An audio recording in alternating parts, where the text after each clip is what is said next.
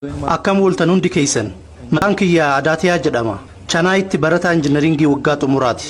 Hordofaa amantii Hinduus ta'uu gaafii Islaamummaa wal qabattu takka yeroo dheeraaf gaafatuu barbaadaa ture. Gaafii tanaaf ammoo namni Dr. Zaakir Caalaa deebisaa naa kennu hin jiru. Akkuma dubbii kee keessatti ibsitetti Qur'aanni kabajamaan waggaa 1400 dura barreeffame. Kitaabota Rabbiin buufaman keessaallee isa irra caaluu fi ammayyaawaa akka ta'e himte. Kanaafuu gaafii lama siif qaba. Rabbi beekaa waan hundaa yoo tahe maaliif jalqabuma kitaaba isaa kan hunda caalaa tahe kana ergamaa jalqabaatti kennuu dhabe? Beekumsa hunda caalaa kana ilma namaatti kennuudhaaf yeroo kana hunda maaliif ture? Gaafiin kiyya kan lammataatis kanumaan walitti hidhata. Qur'aanni waggaa 1400 dura barreeffamuu isaa dursee ilmi namaa waggoota 1000 lakkaawamaniif dachii tanarra jiraateera. Kanaafuu Rabbiin hunda caalaa rahmata qabeessa tahe beekumsa hunda caalaa nuuf kenne kana maaf isaaniif kennuu dhabe? Galatoomi. The brother asked a very good question, very relevant question. Two questions, both the questions overlapping the answers. Obboleessi gaafii gaarii fi barbaachisaa gaafate. Gaafii lama gaafate. Gaafii lameen deebisaa walitti dhiyaatu qabu.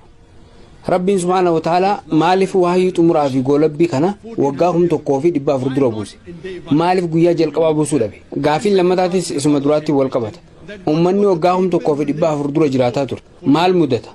Qur'aan akka argatan hin godhamne.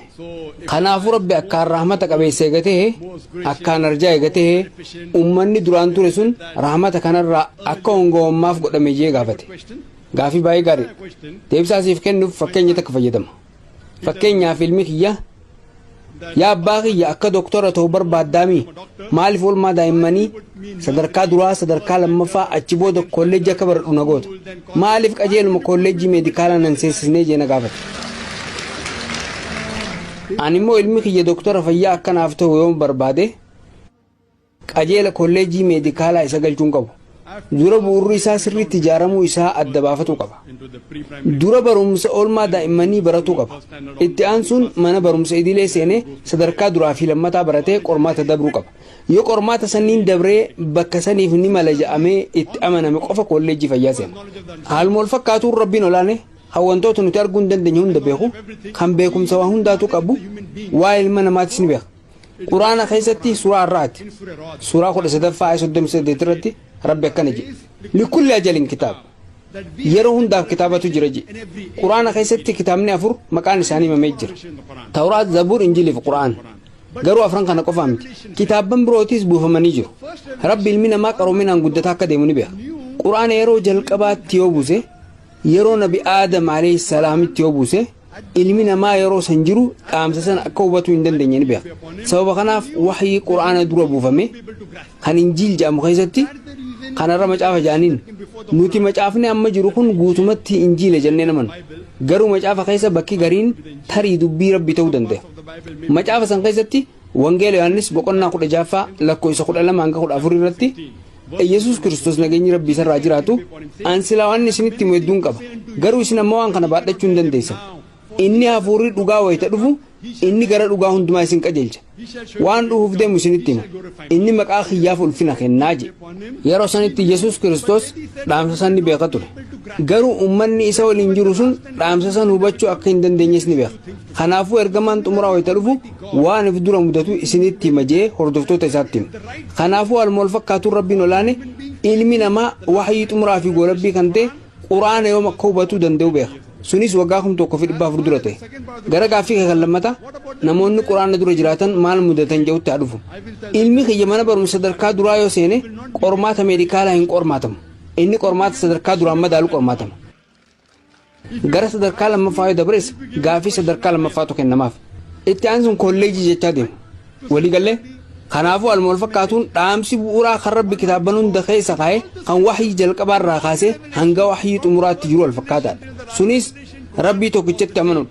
Isa malee qaama biraa gabbaruu dhabuudha. Ergamaa jalqabaa Nabi Aadam alayhi salaam irraa kaasee Nuuh, Ibraahim, Muusaa, Iisaa, Muhammad nageenyi Rabbi hunda isaan irraa jiraatu waan tokko barsiisan. Sunis tokkichummaa Rabbii fi tawhiida. Inshallah waa'ee tokkichummaa Rabbii fi tawhiida xumura konferensii kana irratti nin dubbadha. Deebisaa siif kan ni jeema. Inshallah I'll be discussing in detail on the last day of this conference, on the last Sunday, that's the 20th of January, inshallah. Hope that answers the question. It was amazing to see how much science. Egaa hasawa kee dhagaheen booda quraanni qabxiilee saayinsii hedduu qabaachuu isaa beekuun anaaf waan ajaa'ibaati. Garuu fakkeenyonni hedduun kan ati quraana keessatti kennite osoo saayinsiidhaan mirkaneeffamuu baatanii amanuudhaaf hedduu nama rakkisu. Fakkeenyaaf daa'ima keessa dawaa ilma namaattu jira jette.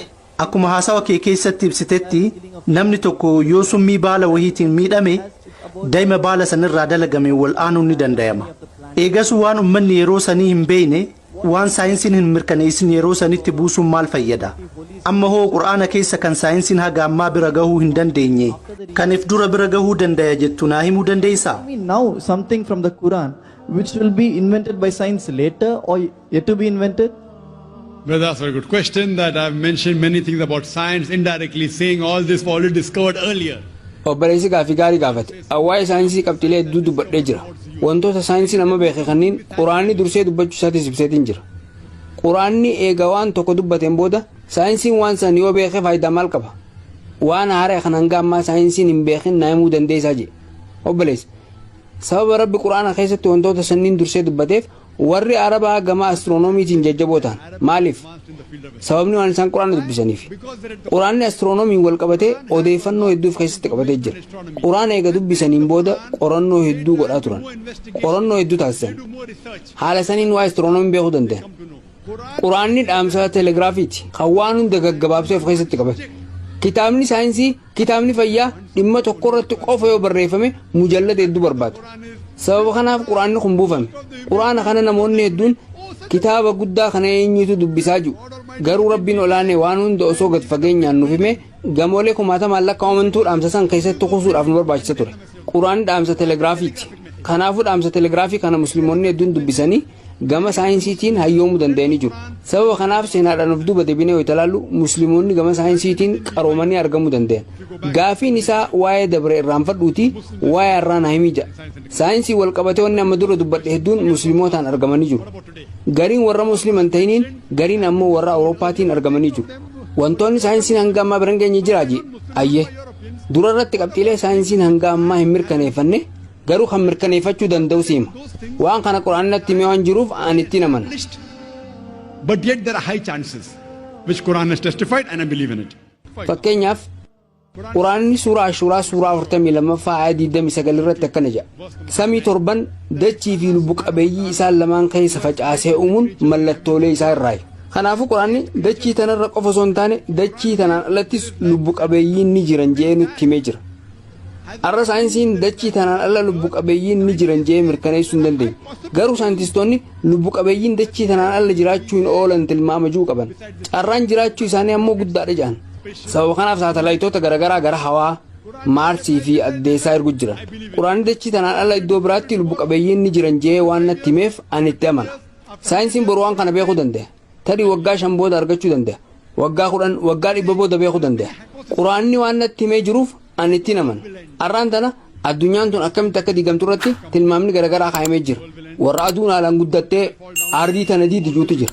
Warra gaarreen ni caccaban, qaaman bishaanii haalaan guutanii dhangala'anii ardii liqimsan, ardiin tun boolla gurraachesanii liqimfamtii fi tilmaamni biraatti hedduutu jira.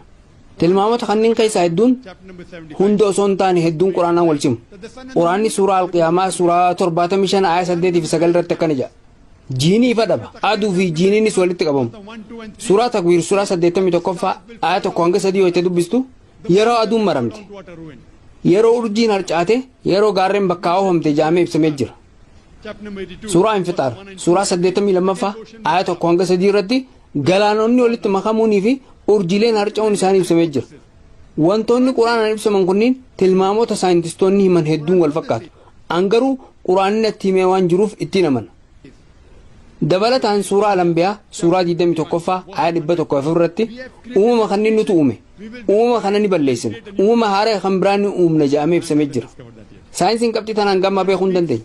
Quraanni waa'ee jireenya du'a booda haasawa. Saayinsiin waan kanas hin arganne. Quraanni waa'ee jannataa fi azaabaa dubbata. Saayinsiin waan kanas hin arganne. Quraanni waa'ee jinnoota haasawa. Arraan tana warri saayikolojiidha humna dachii tanaan ala jiru jechuun jinni ibsan. Garuu namoonni jinniin dhuunfatamanii jiru. Quraanni waa'ee kanaa ni haasawa. Quraanni namni jalqaba uumame Aadam alayhi salaam ta'uu isaa nu hima. saayinsiin hanga ammaa kana hin beekne garuu carraan waan kana bira gahuudhaan ni jira.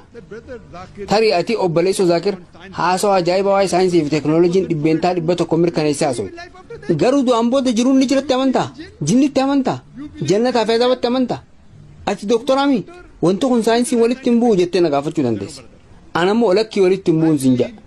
Akkaan ayyaadutti wantoota kanneen itti amanuun kiyya inumaa nama saayinsii na godha.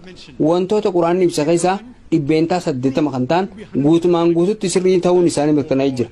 Waa'ee astiroonoomii, waa'ee jiyooloojii, waa'ee marsaa bishaanii, waa'ee oshinoogiraafii, waa'ee bootanii, waa'ee baayoloojii, waa'ee zuuloojii irraa waan quraanni dubbate keessaa dhibbeentaa 80 kan ta'u guutumaan guututti sirrii ta'uun isaanii mirkanaa'ee jira. Dhibbeentaan hafe 20 immoo shakkii keessa jira. Sirris dogongoras hin jaamne. Dhibbeentaa 20 shakkiin kaayame san keessaa 0 tuqaa takka kan ta'u dogongora hin jaamne. Saayinsii amanamaa ta'een hanga ammaa ayaan quraanaa tokkollee dogongora jaameen ibsame. Wanti hundi shakkiidha.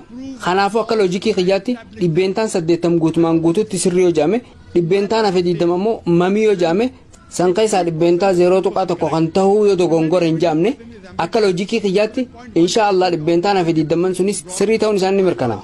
Yoo har'a ta'uu baatee boru waggaa 50 booda waggaa 100 booda waggaa 1000 booda guyyaa isaan mirkaneessan rabbiitu beeka. Garuu du'a booda jireenyi jiraachuu isaanii mirkaneessu. Jinniin jiraachuu isaanii mirkaneessu. Azaabni jiraachuu isaanii mirkaneessu. Jannanni jiraachuu isaanii mirkaneessu.